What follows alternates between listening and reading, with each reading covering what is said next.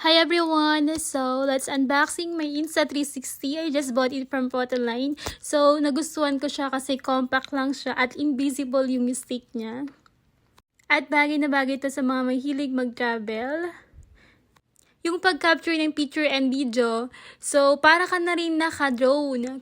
Kasi ako halos 3 times na ako nakabili ng drone at laging nasisira sa akin. So, nag-decide ako na mag-Insta360 na din. And the good thing, pwede siya sa water.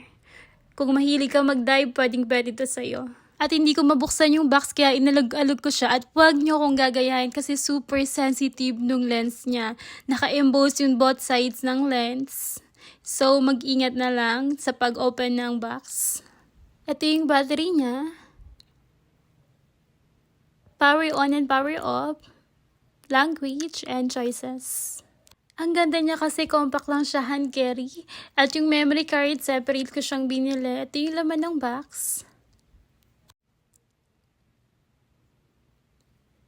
Charger. And gel.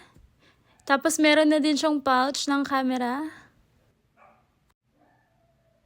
Then manual at meron na din cloth ng camera pang linis. So, ayun lang yung laman ng box. Yung selfie stick, separate ko din siyang binili. Sa selfie stick, meron silang gold and black na choices. Ako, gold na lang yung pinili ko kasi limited edition nila. So, that's all. Thank you!